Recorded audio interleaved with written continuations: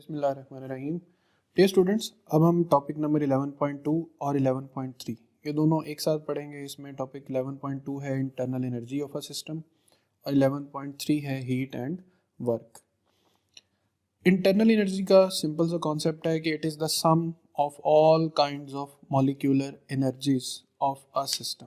अब all kinds of molecular energies में kinetic energies भी इन्वॉल्व हैं और पोटेंशियल एनर्जीज भी इन्वॉल्व है।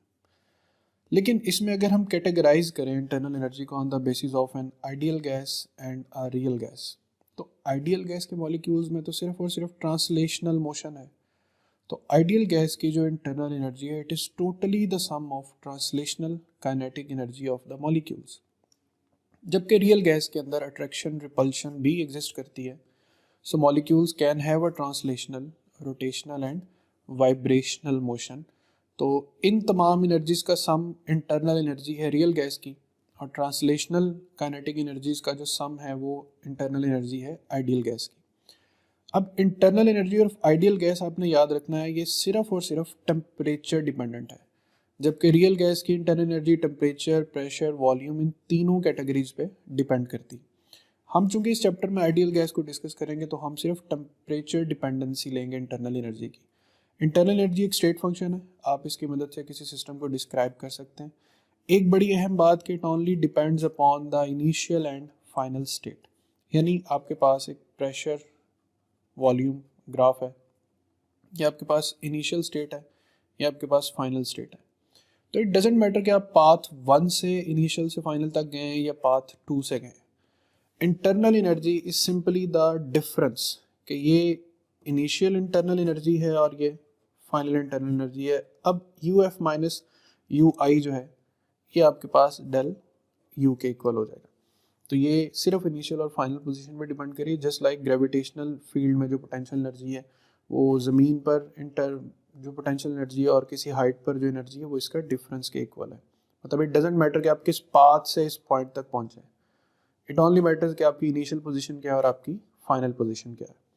सिमिलरली हीट पे आ जाए तो इसके बारे में सिर्फ कुछ पॉइंट्स याद रखें कि it is a form of energy, it is measured in joules. ये सिस्टम में एंटर भी हो सकती है और सिस्टम को लीव भी कर सकती है।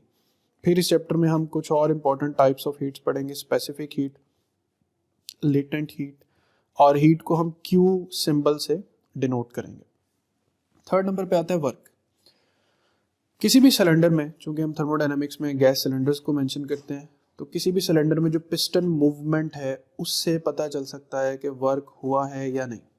सिंपल याद रखें, अगर पिस्टन मूवमेंट हुई है तो वर्क हुआ है, और अगर पिस्टन मूवमेंट एग्जिस्ट नहीं करती तो then there is no work done.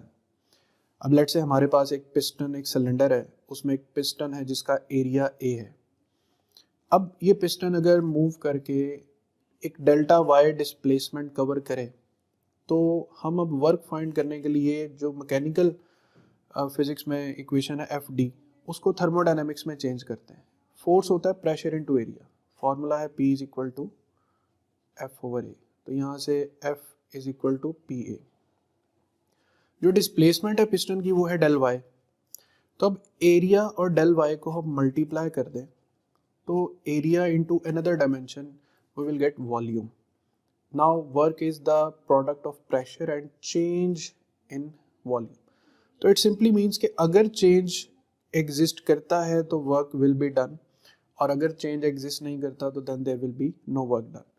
अब ये जो तीन चीज़ें हैं, internal energy, heat and work, इनके बारे में एक कन्वेंशन टेबल है, वो आपकी बुक पे बना भी हुआ, मैं उसको एक्सप्लेन कर दूं कि S यहाँ पे रिप्रेजेंट कर रहा है एक सिस्टम को।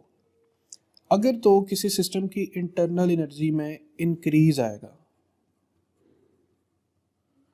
तो internal energy change will be taken as positive. अगर डिक्रीज आएगा तो internal energy change will be taken as negative.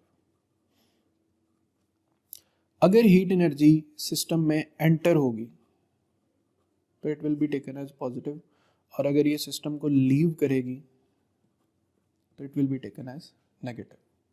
नहीं एंटर होगी तो पॉजिटिव, लीव होगी तो negative.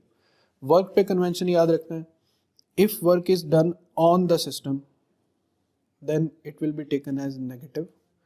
If it is done by the system, then it will be taken as positive. Chemistry में यहाँ पे कुछ टर्म्स जो हैं वो ऑपोजिट हैं, बट आपने फिजिकली इसको याद रखना है कि work done on the system is taken as negative and work done by the thermodynamic system is taken as positive. तो ये कुछ आइडियाज़ याद रखने हैं कि आपने ये टर्म डेल्टा यू के बारे में याद रखना है, ये क्या कॉन्सेप्ट्स है, क्यू हीट के बारे में याद रखना है, और फिर वर्क डब्ल्यू के बारे में याद रखना है, क्योंकि इन्हीं 3 टॉपिक्स की बिना पर हम अगला लेक्चर पढ़ेंगे जो है फर्स्ट लॉ ऑफ थर्मोडायनामिक्स।